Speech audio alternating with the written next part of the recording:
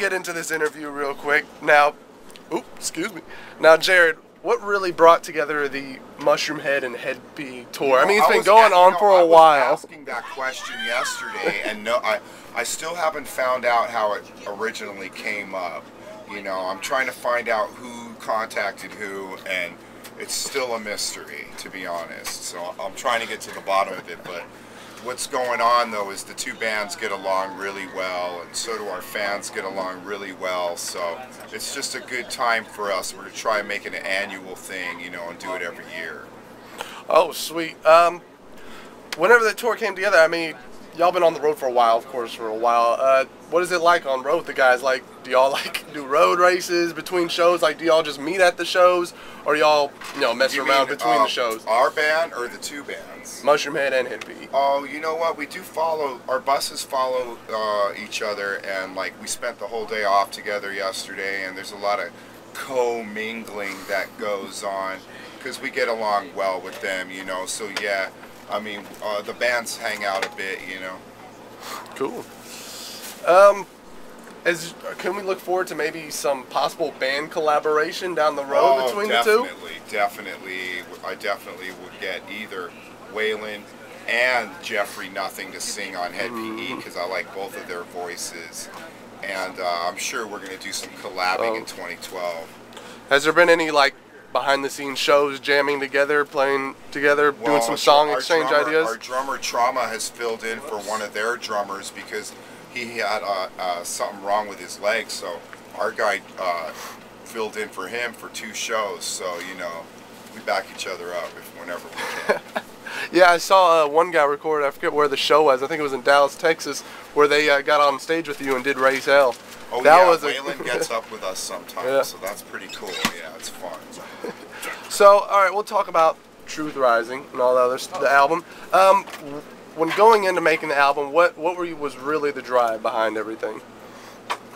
Well, you know, I think between New World Orphans and Truth Rising, lyrically for me, I wanted to kind of get out new messages. And like New World Orphans was mostly focusing on like the secret government and global government and what their agenda was. And for Truth Rising, I was trying to more focus on what we as a people should be doing, you know, against the so-called New World Order.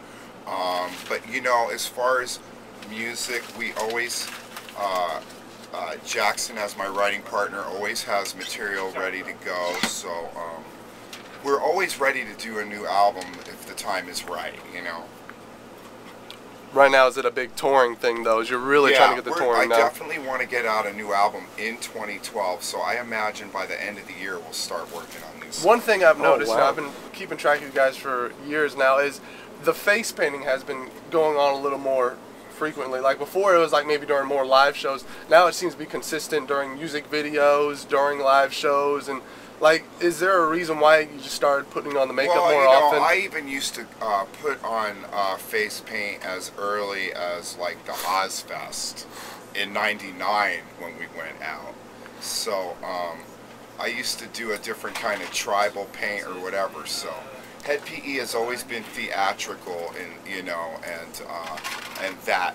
But I think since around 2006 or whatever, when we really started to embrace the full war paint in sort of a juggalo way, you know. But what it is for me, it's fun. First of all, it's fun for me. Second of all, it helps me to like war paint just psych me out for the show. Sweet.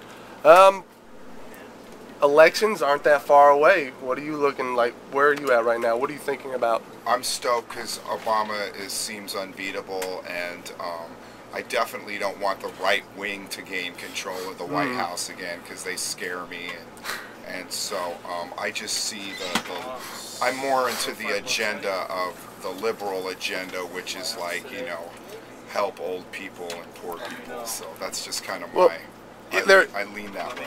There was a lot of conflict that came up whenever actions got taken in Libya. What are your thoughts on that?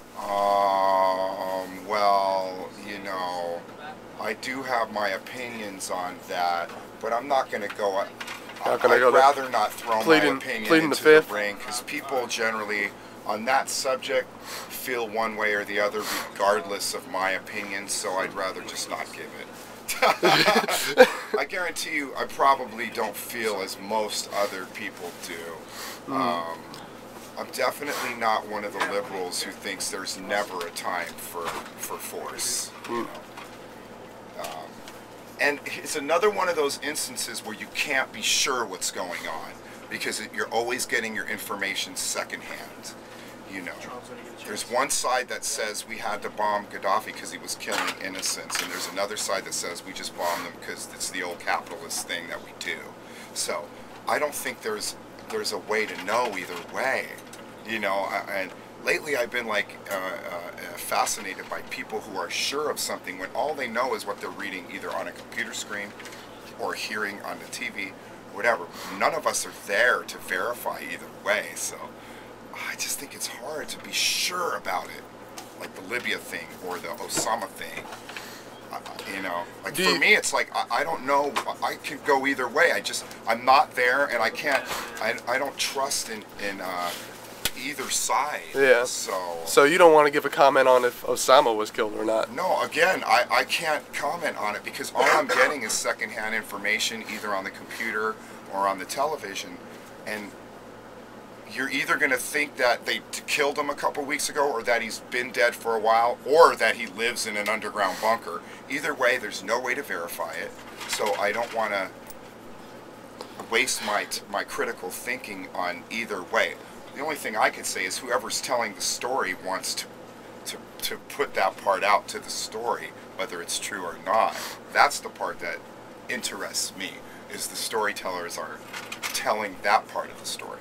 And as far as I'm concerned, if they're in an Orwellian 1984 type of world, you would want Osama always alive, so you always had a fake threat out there. So the fact that they're telling this story that he's dead is interesting to me, in the way that they're almost trying to end that chapter of boogeyman terrorist for the masses who thought he was behind 9/11. For those people, they're breathing easier, and it ends a chapter for them. So that's interesting to me. So how stoked do you guys get about coming to Texas for shows?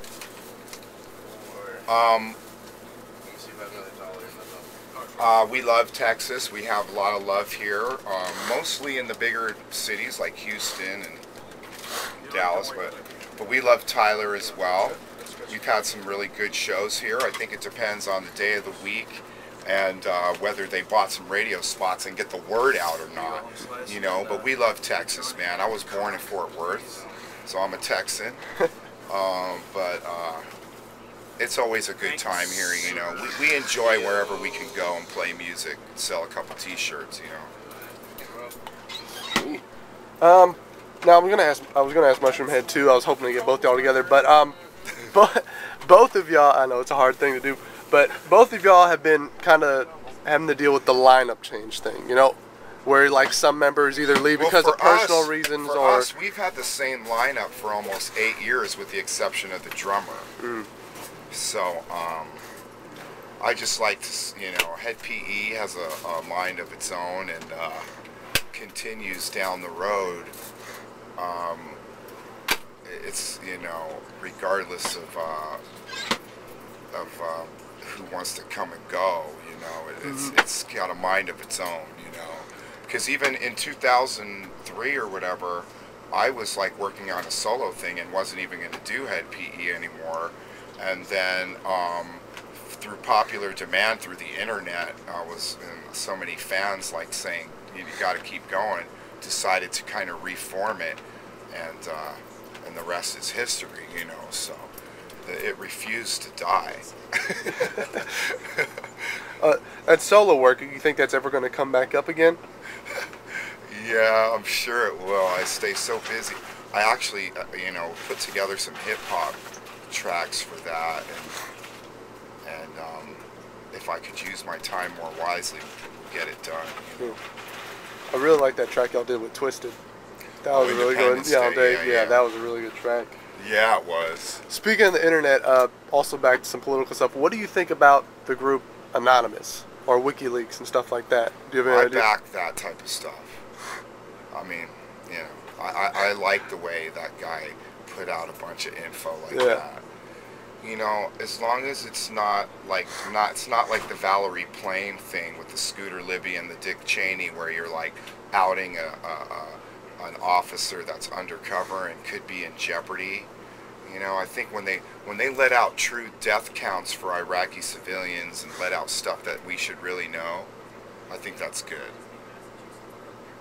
Well, any closing words you want to say to the fans? Yeah, I wish they would fucking let out like some kind of schematics for a free energy device. You know, that's what needs to With happen next. the water-powered car, the guy who invented that. Well, yeah, they got the water-powered car. They're gonna have a motor that runs on magnets or whatever. But I'm waiting for a really easy one to hit the internet where everyone just kind of goes bam and starts hooking their, you know, outfitting their cars and everything else and making generators for their homes and getting off the grids. And to me, that's got to come soon. I think that the freedom of humanity will come with free energy, you know. Yeah. Well, there was that guy who, I forget his name, but it was like 20 years ago, the guy who first invented the water power car. He randomly died. Yeah, yeah. They're always doing that, but more and more they're not going to be able to just keep killing inventors and imprisoning them, you know. I think it's going to reach a critical mass to where so many inventors are going to get the same idea that's just going to be out there. And with the internet, all it takes is one download and hit enter, and then it's everywhere. So you can kill the person, but you can't kill them. But yeah, any last words you want to say to the fans? V for Vendetta is a great movie. What I like about V for Vendetta is it is an analogy, because if you've got the guy who's going around having a revenge, and you've got the priests represent organized religion, you've got the crooked doctor to represent the pharmaceutical industry that he offs. You've got the other guy who represents the military-industrial complex. So that movie goes deep, you know. Yeah. It's just showing you kind of the tools of control that we need to watch out for.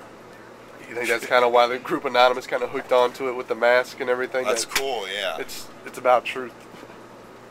Well, it's really cool, you know, like when the so-called suicide bomber thing came around, we were told that all the youth in the Middle East would grow up to be suicide bombers. But now, with all the revolutions over there, we're getting to see it's regular college kids, people like we are, going into the streets, and they want revolution. They don't want to be suicide bombers. So the whole neocon idea for the end game and the whole martial law thing just it's not working, because everyone's consciousness is, they didn't count on the fact of everyone evolving way beyond that fear-based thing, you know? Yeah.